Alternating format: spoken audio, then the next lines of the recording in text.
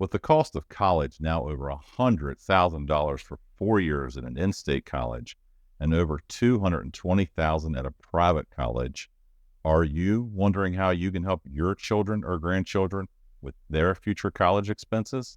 Then you're in the right place. In this video, we'll be reviewing 529 College Savings Plan, a tax advantage way to save and invest money specifically designed for college expenses. We'll go over what 529 plans are, the different types of 529 plans, their advantages and disadvantages. We'll also detail the states that offer additional tax benefits for 529 plans. And finally, we'll show you some examples of 529 plans in action. I'll also let you in on a new rule that could be a great change for those that have 529 plans, for those that never went to college and the funds still haven't been used. And before we dive in, let me know in the comments if you're already investing in a 529 plan and any feedback you have about them. Also, hit those like and subscribe buttons. It really helps the channel out and lets those YouTube algorithm experts know they got it right showing you this video. So what's a 529 plan? They're tax-advantaged investment accounts that are specifically designed for college expenses. You contribute money, it grows over time, and then that money can be used for qualified education expenses at any accredited college or university nationwide.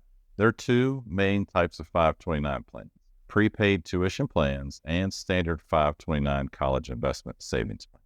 Prepaid plans allow you to purchase tuition credits at today's rates to be used in the future. They typically cover tuition fees and mandatory fees only. The other main type of plan is the 529 savings plan. This is the more common of the plans. These function more like investment accounts where you can save and invest funds that can later be used for a wide range of educational expenses, including tuition, room and board, and other qualified expenses at eligible institutions. There are some big differences between these two types of plans, and currently only 8 states offer prepaid plans, and most of those plans require that the owner or the beneficiary be a resident in that state. It makes the prepaid option unavailable to a lot of people. Here's a list of the states that currently offer prepaid plans and a brief description of each of those plans. I'll also include a link to this information in the video description.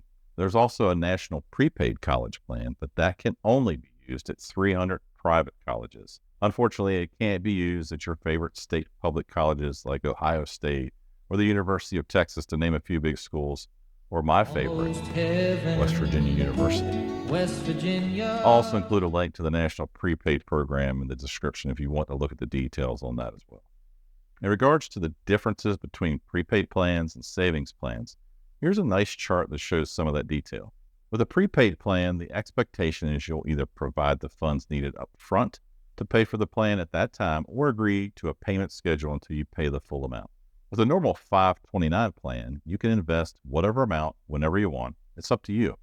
Another difference between the two plans is prepaid plans can only be spent on tuition and fees, while the normal 529 plan allows the funds to be used for room and board and other college-related expenses. Here's a good list of the different expenses that can be paid with a normal 529 savings plan. Now that we've reviewed two main types of college savings plans, what are the advantages and disadvantages? Let's go over the advantages first. The first advantage is tax-free growth on withdrawals as long as they are college expense related.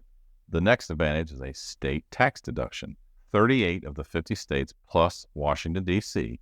offer a state tax deduction, which varies by state. There are currently 4 states that allow you to deduct the full contribution from your taxable state income. Kudos to those states, and they are Colorado, New Mexico, South Carolina, and my home state of West Virginia. There are 12 states that don't offer any state tax deduction from this plan. I say, do better to those states. Those states are Alaska, California. Really? California? Florida, Hawaii, Kentucky, Nevada, New Hampshire, North Carolina, South Dakota, Tennessee, Texas, Washington, and Wyoming. Another advantage of 529 plans is that there are no income limits or age restrictions. It doesn't matter how much you make, you can still make deposits into these accounts, and it doesn't matter how old you or the beneficiary is. An additional benefit is that the beneficiary can be changed. For instance, if I put away money in a 529 plan for my oldest child and they don't go to college, I can transfer that to another beneficiary like his sister or younger brother. There are some limitations on who the beneficiary can be, but it's relatively broad from a family-related perspective. Here's a full list of the qualified beneficiaries that can have a 529 set aside for their college expenses and would qualify to have a beneficiary transfer. The final advantage I'll mention is that 529 plans have very little impact on the student's financial aid eligibility as long as the plan is owned by a parent. We'll see shortly on the disadvantages that may not be the case for non-parent owners of these accounts. Now on to the bad news and the disadvantages. We can't pretend it's all sunshine and rainbows with these plans. The first disadvantage is that the money you set aside in these plans is only eligible to be used on education expenses, as we've discussed. If you withdraw the money and don't use it for that purpose, you'll be penalized 10% of the portion of the earnings in that account. Another disadvantage could be if your state doesn't allow any 529 deductions on your state taxable income. An additional disadvantage could be the fees that the plan charges. These vary by state, the plan, and the investments you select. Here's an example of the fees from the Smart 529 plan available to West Virginia residents. This is the percentage that will be taken out of the value of your account on an annual basis. And these fees help to pay the investment for our company that manages these plans. I also need to mention a possible disadvantage tied to investment risk. If you're in a standard 529 plan, there can be investments that are higher risk and actually lose money at times. For the most part, though, many of these 529 plans make it pretty simple to invest in safer funds that are classified by age so that you can allow for a little more risk when the beneficiary is young and slowly switch over to safer investments as they get closer to needing those funds for college. The final disadvantage is the third-party owned plans, meaning the account's not owned by the beneficiary's parent. For example, the owner of the 529 account is a grandparent. That's not too uncommon.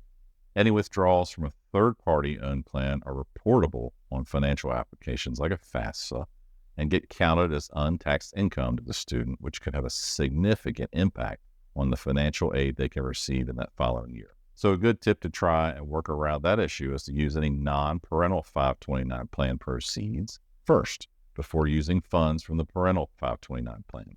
I mentioned earlier in the video that there was a new rule for older 529 plans that allows money from a 529 plan to be rolled over to a Roth IRA.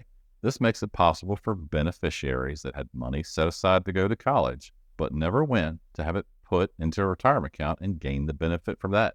This new rule is part of the Secure 2.0 Act, and it does have some limitations regarding the rollover. The first limitation is that the 529 plan has to be at least 15 years old. Another limitation is that contributions and earnings that you transfer to the Roth IRA must have been in the 529 account for more than 5 years. Another limitation is there's a lifetime maximum amount of $35,000 per beneficiary that can be rolled over from a 529 plan to a Roth IRA.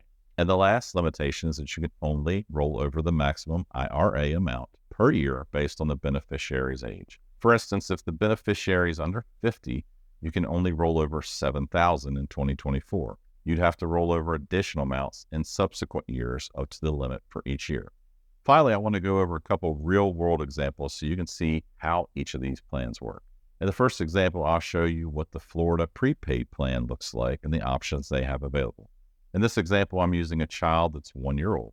As you can see, they have 3 different payment plan options. They have a much longer monthly plan option that lasts for 199 months, or roughly 16 and a half years. And they allow you to also select which type of college you want to pay for, whether it's 2 years of college, 4 years of college, or 4 years at a university. They also give you an option to make these payments over a shorter time span of 5 years, or you can choose to pay the full payment up front. And all of these options will change based on the age of your child. Now, for an example of a standard 529 plan, I can just show you from my own experience with my oldest son. As you can see here, these are some examples of automated withdrawals I had going into his account each month. When he started going to college and needed some money from this account, it was as simple as requesting a distribution and sending it to his checking account so he could pay the school. Here's an example of a few of those withdrawals from his account. Well, that's it for this video. As we've seen, 529 plans can be a valuable tool for college savings, offering tax benefits, flexibility, and control. While there are some drawbacks to consider, the long-term growth potential can significantly ease the financial burden of college expenses, whether you choose a prepaid plan or a standard 529 college savings plan. As always, thanks for watching and hanging around to the end. Don't forget to like the video and subscribe so you know when I put out new content focused on your money and how to manage it best, with a little bit of comedy thrown in for good measure. See you next time.